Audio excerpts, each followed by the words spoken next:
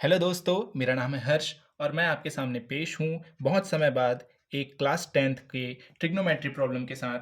ठीक है, तो ये हम देखेंगे कि इस क्वेश्चन को हमें चाहे सीजी बोर्ड हो, चाहे कोई भी बोर्ड हो, चाहे सीबीएसई हो, तो उसे हम कैसे सॉल्व करें कि हम उस क्वेश्चन का मैक्सिमम आउटपुट ले सकें। मैक्सिमम आउटपुट का यहाँ पर मतलब है कि अगर मान लेते हैं वो क्वेश्चन 4 मार्क्स का है, तो 4 आउट ऑफ 4 हम कैसे ग्रैब करें। ठीक है, तो सबसे पहले मैं यहाँ पर एक क्वेश्चन लिया हुआ हूँ। मान लेते हैं कि वो क्वेश्चन नंबर 16 है और क्वेश्चन नंबर 16 दिया हुआ है कि sine theta upon 1 plus cos theta plus sine theta upon 1 minus cos theta equal 2 times of cosec theta. हमको ये प्रूफ करना है। ठीक है, प्रूफ करना और सॉल्व करना ये दोनों अलग अलग बातें हैं।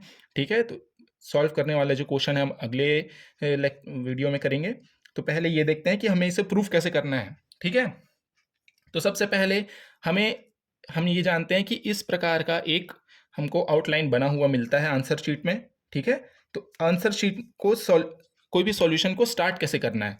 तो सबसे पहले हम कोई भी क्वेश्चन को सॉल्यूशन का स्टार्टिंग ऐसे करते हैं कि सबसे पहले तो सॉल्यूशन लिख के बीच, ध्यान रखें कि बीच में सॉल्यूशन लिखना है और बगल में क्वेश्चन नंबर लिख देना है। जैसे सॉल्यूशन क्वेश्चन नंबर 16 मान लेते हैं कि यहाँ पे और लिख के यहाँ पे यहाँ क्वेश्चन नंबर 16 दिस और प्रूफ समथिंग एक्स कुछ भी है। ठीक है, तो यहाँ पे मैं क्या करता था कि यहाँ पे क्वेश्चन नंबर 16 और मान लेते हैं जैसे मुझे और का क्वेश्चन अटेम्प्ट करना है तो ब्रैकेट में और लिख देता था मैं। हालांकि इस ये करने की जरूरत नहीं थी, पर फिर भी मैं कर देता था। ठीक है, तो जैसे सबसे पहले क्या लिखेंगे, सॉल्यूशन, फिर क्वेश्चन नंबर 16, फिर नीचे 2 लाइन खींच देंगे या फिर ऐसे दिखाएंगे कि वो बोल्ड है। ठीक है, कोई भी हो। अगर अच्छा, इसकी चर्चा अब आगे करेंगे। जैसे सबसे पहले अपने को क्या बताना है इवेल्युएटर को कि हम क्या प्रूफ कर रहे हैं। क्वेश्चन में जो भी दिया हो हमारे पास क्या है, हमको क्या करना है, टू प्रूफ। हमारा काम है कि हम ये प्रूफ करें। ठीक है, टू प्रूफ ये द स्टेटमेंट इक्वल दिस। तो सबसे पहले अपन क्या करेंगे, अपन स्टेप वाइज स्टेप आगे बढ़ेंगे। हर बार क्या होता है, हमेशा सॉल्यूशन निकालने के मार्क्स नहीं मिलते, आंसर निकालने का तो मार्क्स होता है, पर स्टेप वाइज जो मार्किंग होती है वो भी एक बहुत इंपॉर्टेंट चीज़ है। ठीक है, मान लेते हैं अगर 6 मार्क्स का कोई क्वेश्चन है, तो कई बार नहीं, हमेशा ये होता है कि फॉर्मूला लिखने का 1 मार्क्स, जो क्वेश्चन में दिया हुआ है उस चीज़ को निकालने का 1 मार्क्स, स्टेप वाइज 1 मार्क्स और साफ सुथरा होने के 1 मार्क्स और आंसर लिखने का 1 मार्क्स। ऐसा कुछ डिवीजन होता है। ठीक है, मार्क्स में। अब हम क्या करेंगे, एलएचएस लेंगे। तो हमको ये भी लिखना है कि टेकिंग एलएचएस। ठीक है, लेफ्ट हैंड साइड पूरा लिखने की जरूरत नहीं है, टेकिंग एलएचएस लिख दिए, ये बहुत है। ठीक है, टेकिंग एलएचएस लिख के क्या करेंगे, ध्यान दे यहाँ पर कोई इक्वल साइन नहीं लगाया है मैंने। ठीक है, ना ही इक्वल लगाया है, ना ही इम्प्लाइज का साइन, इम्प्लाइज मतलब ना ही कोई एरो का साइन लगाया है। ठीक है, एलएचएस में ये अपना दिया हुआ है, उसको जस्ट जैसे का तैसा मैंने उतार दिया है। अब आगे क्या करना है, आगे हम जानते हैं कि इसको सॉल्व करना है, लेकिन हम क्या चाह रहे हैं कि हम उसका मैक्सिमम आउटपुट ले। तो मैक्सिमम आउटपुट कैसे लिया जाएगा, ताकि हम सारे स्टेप जो भी हम कर रहे हैं वो हम बताएंगे इवेल्युएटर को हमने क्या क्या किया है, तब जाके हमको मैक्सिमम आउटपुट मिलेगा। ठीक है, तो जैसे मैंने यहाँ लिखा सिंप्लीफाइंग द एक्सप्रेशन। ठीक है, ये लिखने के बाद जस्ट जो नेक्स्ट लाइन होती है उसमें आपको लिखना है सिंप्लीफाइंग द एक्सप्रेशन। सिंप्लीफाइंग मतलब हम उसका एलसीएम लेंगे, उसमें जो भी ऑपरेशंस है वो लगाएंगे। ठीक है, ऑपरेशंस माने जो भी एलसीएम लेना, प्लस माइनस जो भी करना है। ठीक है, हालांकि कुछ प्लस करेंगे या माइनस करेंगे तो उस चीज़ को हम बताएंगे यहाँ पर उसके पहले हम यहाँ लिखेंगे सिंप्लीफाइंग द एक्सप्रेशन। तो सिंप्लीफाई करने के बाद हम जानते हैं यहाँ का एलसीएम लेंगे। ठीक है, एलसीएम लिया है। ये बहुत इजी क्वेश्चन मैं उठाया हूँ ताकि आप लोगों को आसानी से समझ आए।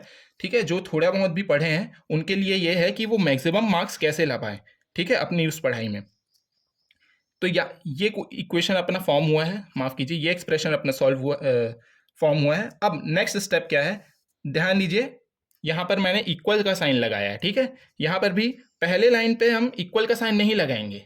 ठीक है, क्योंकि यहां पे हमने लिखा हुआ है कि टेकिंग एलएचएस, एलएचएस लिए हैं तब। सिंप्लीफाइंग द एक्सप्रेशन मतलब हम इसको सिंप्लीफाई कर रहे हैं। हालांकि जब मैं सॉल्व कर रहा था तब मैंने सिंप्लीफाइंग द एक्सप्रेशन नहीं लिखा था, इसलिए मैं यहाँ पे इक्वल लगाया। आप चाहें तो इसे भी अभी कैंसिल कर सकते हैं। लेकिन जब हम अगले स्टेप पे आते हैं, जब हम आगे सॉल्व करते जाते हैं, तो उसको हम क्या करेंगे, इक्वल लगाते जाएंगे। अब जैसे कि इक्वल लगाया, सिंप्लीफाई कर रहे हैं मतलब आगे सॉल्व कर रहे हैं। ये खोला हमने और यहाँ पे चीज़ें काट दी, क्योंकि ये एक प्लस है एक माइनस में है, इसलिए इन चीज़ों को काट दिया। प्लस यहाँ पर हमने क्या किया, 1 plus cos theta 1 minus cos theta, ये क्या बन रहा है 1 square minus cos square theta.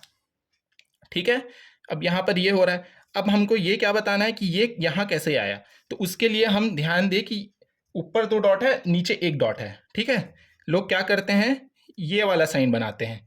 ये वाला साइन नहीं बनाना है अपने को, ये वाला साइन बनाना है। ठीक है, ये वाला साइन क्या है, बताते हैं कि कौन सा फॉर्मूला लगा, किस वजह से ये हुआ है। तो हम क्या कर रहे हैं यहाँ पे, पूरा ये लिख सकते हैं कि 1 plus cos theta 1 minus cos theta equal 1 square minus cos square theta plus, पर ये लिखना तो थोड़ा सा मतलब खराब लगेगा, इतना बड़ा चीज़ वापस से लिखना। तो उसको हम क्या करते हैं, किसी वेरिएबल के हिसाब से दिखाते हैं, ताकि छोटी सी चीज़ है, छोटी सी चीज़ जो है वो आराम से दिख जाए। ठीक है, अब यहाँ क्या कर रहे हैं, ये आगे बढ़ा हमने। अब आगे ये दोनों कट गए, तो इन दोनों को प्लस करने पे 2 times of sine theta upon 1 minus cos square theta आया। ठीक है, अब आगे क्या है, अब हम क्या जानते हैं, हमारे पास आइडेंटिटी है। ठीक है, आइडेंटिटी, फर्स्ट आइडेंटिटी है ट्रिग्नोमेट्री की, sign square theta plus cos square theta equal 1। हम यहाँ पे यूज़ किए हैं इसको, हालांकि ये मान लेते हैं कि अगले लाइन पे आता। ठीक है, अगले लाइन पे तो मान लीजिए यहाँ पे लिखा हुआ है, इसके साथ ये नीचे आया हुआ है। अब इसमें से इस वजह से हम यहाँ पे इसको चेंज किए हैं, तो जो चेंज किए हैं उसको भी अपने को बताना है, चाहे वो 1 sine square theta plus cos square theta equal 1 लिखिए, चाहे 1 minus cos square theta is equal to sine square theta लिखिए। ठीक है, कोई कुछ भी लिखिए, लेकिन लिखिए। ठीक है, मतलब कुछ भी लिखिए का मतलब ये नहीं कि कुछ भी लिख देंगे, आइडेंटिटी का ही कोई प्रकार लिख रहे पर लिखिए। अब अगले लाइन पे क्या है, आप ऐसा ना करें। ठीक है, sine theta upon sine square theta है, तो उसको स्क्वायर को ऐसे ना काटे, इसको ऐसे लिख लिए कि sine theta upon sine theta into sine theta. तो एक साइन थीटा ऐसे काट दीजिए। ठीक है, अब जैसा कि एक काटने के बाद अपने पास क्या है, 2 टाइम्स 1 अपॉन साइन थीटा। हम क्या जानते हैं, फिर से अपने को ये वाला साइन लगाना है, ये साइन लगाना भूलना नहीं है। 1 upon sine theta is equal to cosec theta. अब यही अपने को प्रूफ करना था। ठीक है, यहाँ तक अपन ले आए, इस चीज़ को यहाँ लगाना है। ठीक है, अब अच्छा एक चीज़ ध्यान दीजिए कि मैं यहाँ पे इस फॉर्मूला को नहीं लिख रहा हूँ, ना ही यहाँ पे इस फॉर्मूला को लिख रहा हूँ। मैं इस फॉर्मूला को यहाँ लिख रहा हूँ जहाँ पे वो चेंज हुआ है, जहाँ पे मैं उसका यूज़ करके पहुँचा हूँ, उस जगह पे मुझे लिखना है, ना कि उसके पहले लिखना है, ना ही उसके बाद लिखना है। ठीक है, मेरे को वहीं पे उस फॉर्मूला को लिखना है जहाँ पे मैं उस स्टेप पे आया हूँ। ठीक है, अगला क्या है, ये क्या है, RHS के इक्वल आ चुका है। ठीक है, RHS अपना क्या है, ये अपना RHS है। अपन LHS लेके चले थे, अपन RHS तक पहुंच गए। ठीक है, इक्वल RHS तक पहुंचाना है और उसके बाद हेंस प्रूफ लिखना ही है। ठीक है, हेंस प्रूफ लिखने का भी एक मार्क्स है। अगर इसको देखा जाए, मान लेते हैं अगर ये 4 मार्क्स क्वेश्चन में आया हुआ है। ठीक है, तो सबसे पहले 1 मार्क्स तो आपको ये लिखने का मिल जाएगा। ठीक है, 1 मार्क्स आपको मिल जाएंगे कि आपने ये सब फॉर्मूला वगैरह लिखे हैं। ठीक है, 1 मार्क्स आपको हेंस प्रूफ लिखने का या फिर यहाँ तक लास्ट तक आंसर लाने का मिलेगा, और 1 मार्क्स आपको मिलेगा नीटनेस का। तो 1 2 3 4, तो आपको 4 आउट ऑफ 4 मार्क्स यहाँ पे मिल जाएंगे, और यही हमारा उद्देश्य था। तो आगे ऐसे ही वीडियो पाने के लिए लाइक कीजिए, लाइक भले मत कीजिए पर कम से कम इसे शेयर कीजिए, ताकि आपके जो भी दोस्त हैं अभी क्लास 10th में हैं, उनके बोर्ड्स एग्जाम आने वाले हैं, तो उनको मैक्सिमम हेल्प हो। Thank you.